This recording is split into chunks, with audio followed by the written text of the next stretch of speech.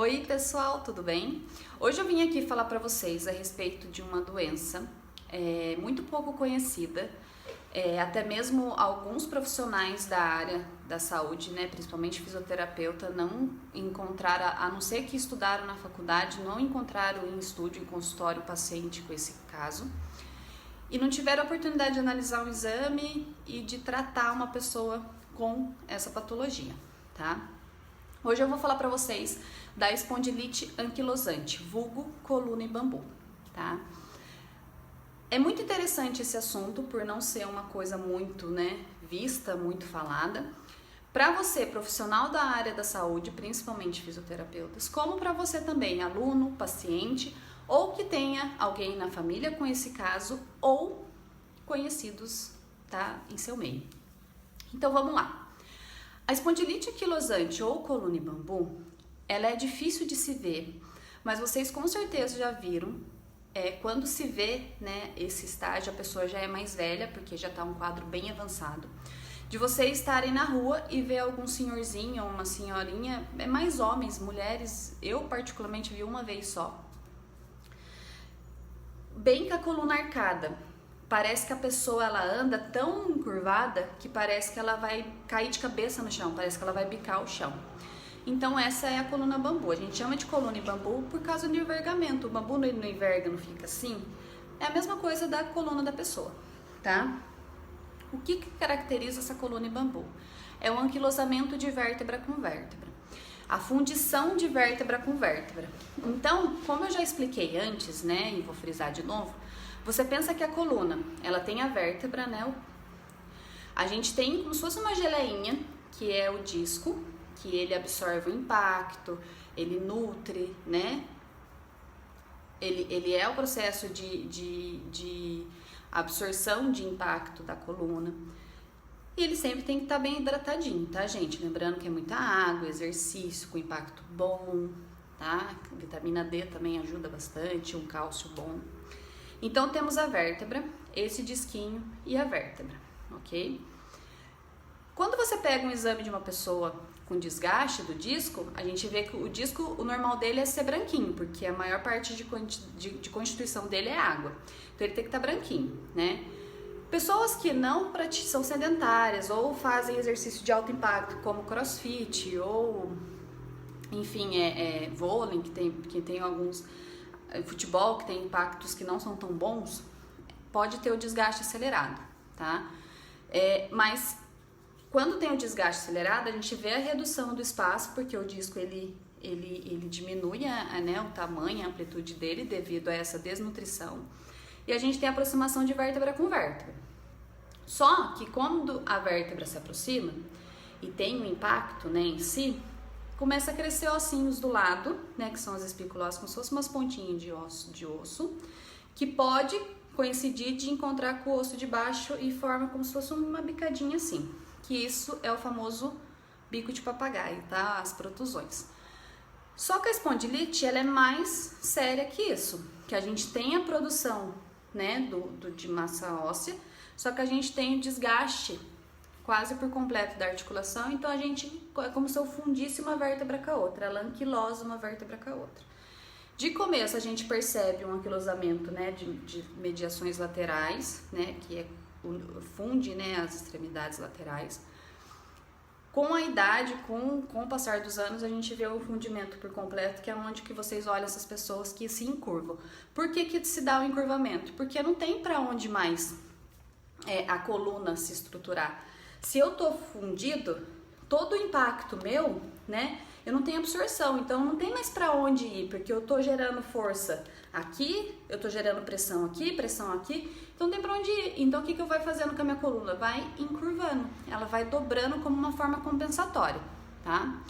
Então por isso que o diagnóstico de espondilite anquilosante, ele tem que ser prévio, ele tem que ser no começo.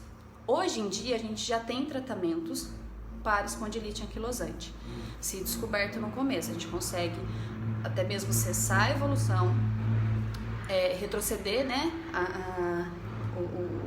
o grau e dar uma qualidade melhor de vida para a pessoa, porque essa doença ela dói, principalmente as articulações, Ela pode irradiar para ombro, escápula, braço, articulação temporomandibular, temporomandibular, parte do externo, de quadril, de joelho, enfim, tá? Além das pessoas que têm espondilite, pode sentir dor nos olhos, dor nas narinas, bem a parte de dentro mesmo, lá a parte interna das vias aéreas, e doenças da pele, como psoríase ou alguma alergia, descamação da pele, tá? Por que pode dar isso? Nossa, o que tem a ver uma doença que atinge mais a coluna dar tudo isso? Uma que é uma doença também psicossomática, como todas as doenças são, tá?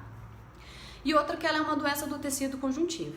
O tecido conjuntivo tem terminações nervosas, então ele agrega toda a parte do corpo. Lembrando que o nosso corpo ele é interligado, tá? A gente tem o tampão inicial, que é a cabeça, e o tampão final é o pé. Então, qualquer disfunção, por exemplo, eu não tenho um dente na boca, altera a minha pisada. Aquelas pessoas que usam muita prata, colar de prata, pulseira de prata, também pode alterar, devido à parte já da física, que eu já não sou tão boa assim, mas de relação carga positiva e negativa de íons, tá? Então, como a gente faz o diagnóstico dessas pessoas? Com que a gente tem característica. Uma, que você precisa ter o olho bom para quando você avaliar a pessoa. É óbvio que de primeiro momento a gente não consegue ver isso, é com o passar do tempo, tá? A pessoa chega em seu estúdio, em seu consultório, com queixa principalmente de rigidez lombar. Por exemplo, nossa, eu fico muito tempo sentada, eu sinto uma dor insuportável. Eu fico muito tempo deitada, sinto uma dor insuportável. Fico muito tempo em pé, sinto uma dor insuportável. As dores geralmente irradiam, né? Como é caracterizado pela rigidez, por exemplo, uma rigidez na cervical causada por essa doença, a cervical ela é irrigada por nervos, por plexos, né? Então a gente precisa dessa mobilidade da cervical para manter ela bem nutrida. Qualquer rigidez vai irradiar para as extremidades, para a escápula, para o ombro, para o braço, né? Então você tem que observar o seu paciente, o seu aluno, durante a sua terapia, né, o processo, a parte, o atendimento fisioterapêutico, ou pilates, ou enfim. O que acontece com essas pessoas? Elas chegam em estúdio com essa queixa, você percebe que a pessoa é extremamente encurtada, extremamente hipomóvel, né, dura, travada, e você faz alongamento, mobilização, a pessoa não sai daquilo. Você pode fazer aula com ela hoje, agora. Passa 1 hora, ela lavou um carro, ela vai travar, ela vai estar rígida. Eu posso dar aula para ela agora, 3 horas depois eu vou dar outra aula. Ela está travada do mesmo jeito. Então a gente não observa uma evolução. A evolução é muito mínima, tá? Porque é a rigidez, a aderência dos tecidos mesmo, tá? Então a gente não tem essa questão em si. Um exame que dá pra gente observar essa doença é a ressonância magnética, dá pra gente ter uma noção de como que tá as vértebras, o enquadramento, tudo. Mas tem um exame específico de sangue, que é o HLA-B27, que esse exame é específico para detectar a espondilite, tá? Então, se você tem suspeita, você já pode encaminhar para o médico ou já, pelo encaminhamento, solicitar esse exame e a pessoa averiguar. Eu sempre falo, é melhor a gente pecar pelo excesso do que, né, pelo mínimo. Então, se você suspeita, faz esse exame para tirar dúvida, porque quanto antes tratar, melhor é, tá? Hoje em dia, os exames usados são os imunobiológicos, tá? Que trabalha tanto a estruturação celular quanto a parte imunológica. Então, ele dá um relaxamento dessa rigidez, desse processo inflamatório, muitos casos podendo bloquear, até mesmo regredir, tá? E cessar um pouco essa dor, essa doença, o avanço dessa doença, tá? Então, o que a gente tem que fazer? Quando chega o paciente, por isso que eu falo que é muito importante a gente saber olhar o exame, a imagem. Porque se chegar um laudo, o laudo nunca vai chegar com espondilite, tá? Só se estiver num estado muito grave, mas essa pessoa já vai estar numa evolução do caso, não vai ter muito o que se fazer, tá bom? A gente faz os exercícios de tratamento conservador, Pilates é uma ótima forma para tratar isso.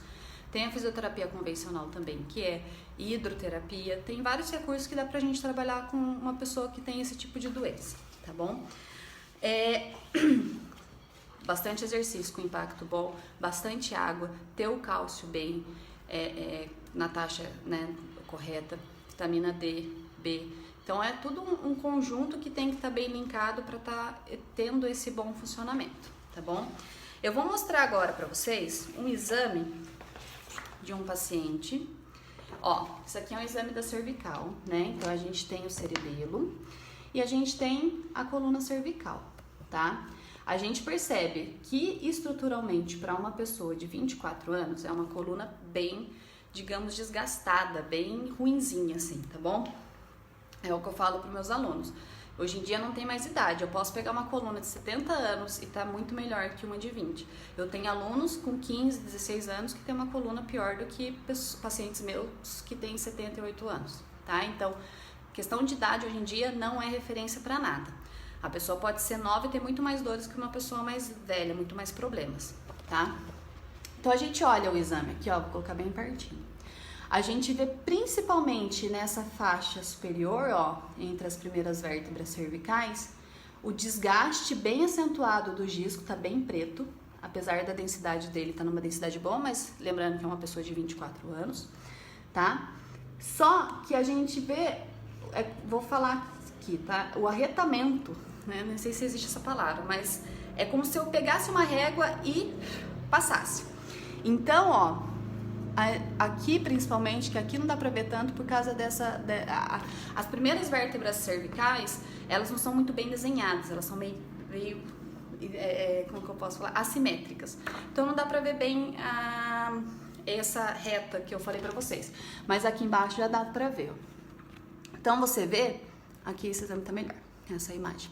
Então você vê aqui, né, a degeneração do disco, a gente percebe que os corpos das vértebras estão bem abaulados, ó, bem desgastado.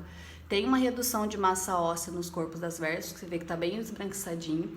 E aqui é como se eu pegasse uma régua, ó, e tivesse passando. A gente não consegue ver a diferença, o espaçamento de uma vértebra para outra. É como se tivessem todas unidas, tá vendo, ó? Então aí você já vê uma característica, ó, isso aqui, ó, parece que eu peguei uma régua e passei aqui, ó. Então aí você já suspeita, fala, nossa, peraí, tá meio estranho se tratando de uma pessoa muito nova. Mas ainda assim não é diagnóstico, tá? É uma suposição. Aí agora aqui é da mesma pessoa, só que é uma região lombar, tá? Então a gente percebe, primeiro ponto, aqui no meio, o que é comum? O desgaste da coluna, primeiro cervical, que tem um impacto grande, e lombar. A torácica vai ser a região que vai ser menos acometida, vai ser, na escala, vai ser por último a ser acometida, tá? Então a gente pega aqui a região lombar, primeiro a gente olha aqui, ó. A gente olha os espaçamentos, os discos lombares até que estão bem nutridos, mas você vê aqui, ó, a vértebra, ó, tá vendo que uma já linkou com a outra? E a parte sacral, ela tá bem horizontalizada, então a gente encontra um escorregamento da última sacral para lombar. A gente enxerga que a vértebra escorregou para o sistema de compensação, que o certo seria essa parte sacral tá a 32 graus, tá? Então, por olhar esse exame, a gente já desconfia, tá? Mas o que leva a desconfiar? Por exemplo, a pessoa chega, geralmente tem alunos que não levam os exames de primeira, mas pela queixa, e você vê uma queixa sem fundamento, a pessoa fala, nossa, tô com muita dor no ombro, mas eu tenho tendinite, bursite. Aí você fala, tudo bem, você tem um processo inflamatório, mas isso não justifica esse quadro de dor que você sente, de empurrada, né, de elevação, de empurrada. Aí você já começa a desconfiar, você fala, putz, eu faço tudo com a pessoa não melhora. Ela tem muita rigidez, trava, sente dor, não era pra tudo isso, né? Então a gente vai pedir o exame de sangue. Se confirmar, a gente trata como, o médico vai passar o encaminhamento, tá? Então, é basicamente isso. A espondilite anquilosante, ela tem um agravamento maior que a espondiloartrose. A espondilite nada mais é do que uma artrite, só que é dos tecidos conjuntivos, tá? Que ela comete a estrutura inteira, né, por si da coluna. A espondiloartrose é uma evolução da espondilite, só que é um agravamento maior, tá bom? Então, espero que eu tenha ajudado vocês. Se quiserem tirar alguma dúvida, é só me mandar mensagem que eu respondo todos vocês. E se quiser, a gente pode combinar, eu mostro os exames que por vídeo às vezes não dá pra ver tão bem, tá bom?